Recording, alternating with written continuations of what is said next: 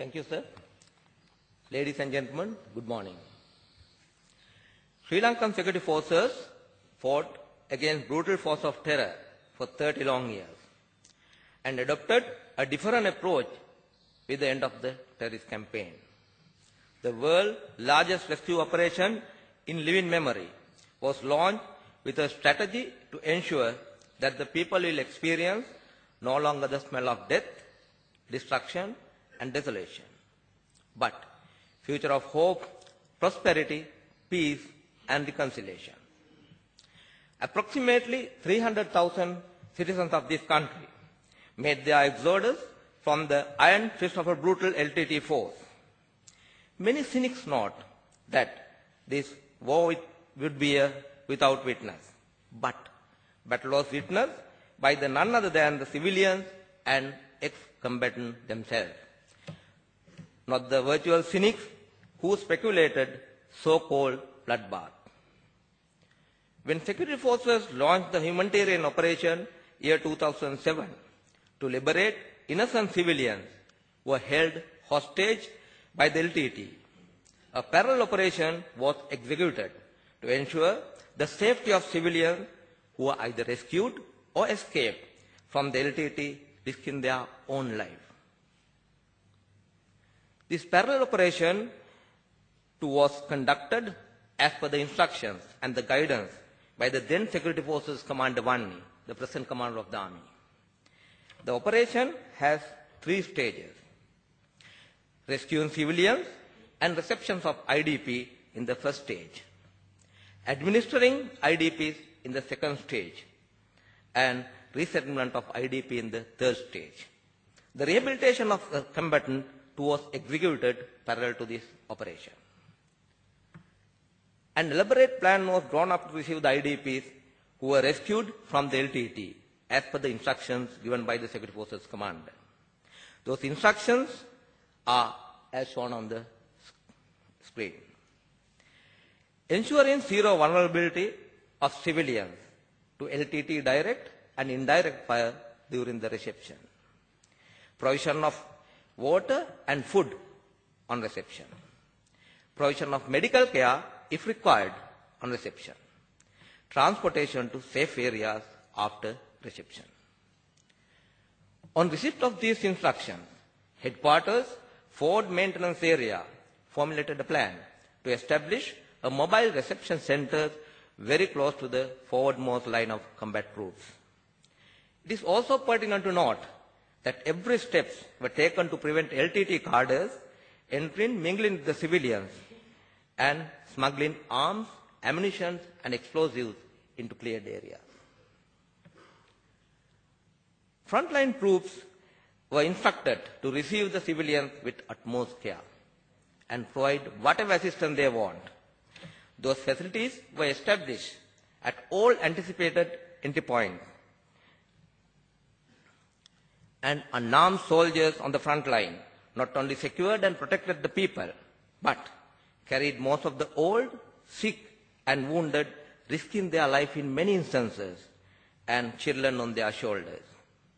Ladies and gentlemen, event took place at Nandikanda Lagoon, which we will see now is one of the classic examples for this.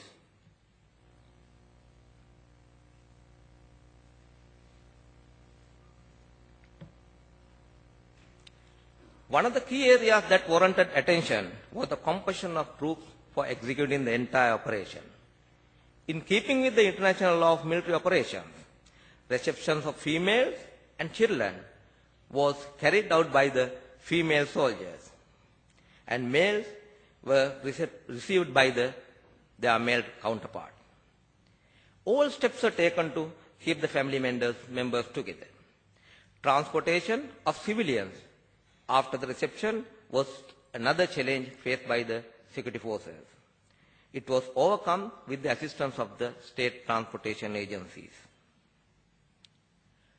First group of IDPs, numbering 189, arrived at Iranai Iropai Kulam on 23rd March 2007, escaping from LTT, risking their life. Since then, small numbers escaped from the LTT, risking their life, and entered common controlled areas until the launching of biggest ever rescue operation in annals of military history in May 2009 by the Sri Lankan gallant security forces. On arrival, IDPs were guided to secured locations and wounded and disabled were evacuated to medical centers. Those who needed special medical attention were airlifted directly to general hospitals at Vavuniya, Trincomalee, Anuradhapura and Kandy, and at times to Colombo directly. Pregnant women, women with infant, children, elders and disabled were given special priority. Further, they were given adequate water and food on reception by the soldiers. Then all IDPs were physically screened before transport to waiting areas. However, detailed screening was carried out at Omantai subsequently. In keeping with the international law and norms and the tradition, all ex-combatants were asked to report to pre-designated counters in the presence of ICRC and the representatives of the GA to separate them from the normal public.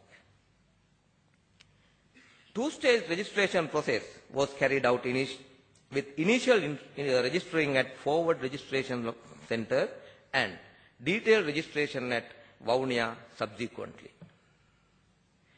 During the entire process of receiving IDPs, Sri Lanka Army assisted IDPs by providing food, shelter, protection, medical care. The cookhouses were established in forward locations by the Army, and hot meals for the IDPs were provided using Army bulk rations.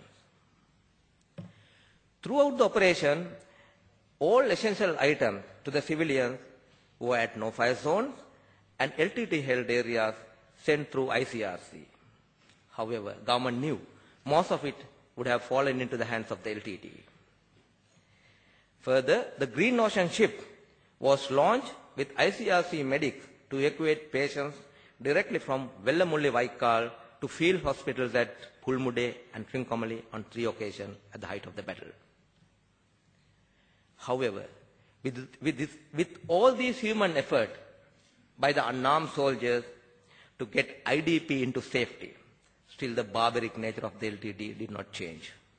On 9th February 2009, a female LTT cadre in the guise of a civilian entered the reception center near Dharmapuram and blew herself up, killing 1 officer and 17 soldiers, including 3 women soldiers, and 19 civilians, including children. And over 75 civilians and 1 officer and few more soldiers got injured during this blast. Ladies and gentlemen, this is again proved beyond doubt that the LTT did not want the civilian rescued, but they wanted to use them as a human shield. However, this type of sabotage act by the terrorists could not break the will of the security forces. And the success achieved during the reception phase provided ideal platform for us to launch the next phase of the operation, that is the systematic administering of IDPs. However, provision of basic services for the largest ever influx of approximately 300,000 IDPs in a very short span of time was a gigantic task for the local authorities as well as the Sri Lanka Army. Therefore, the government appointed a competent authority to handle all matters related to IDPs.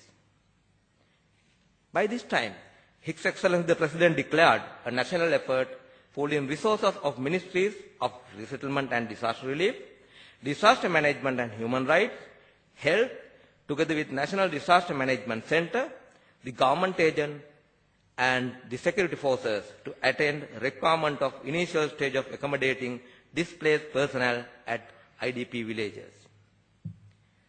Ladies and gentlemen, then we proceeded to the next phase of the operation, the aspect of administering IDPs. Sri Lanka Army, with the assistance of relevant ministries, the government agent, competent authority, INGOs and NGOs, quite successfully accomplished the task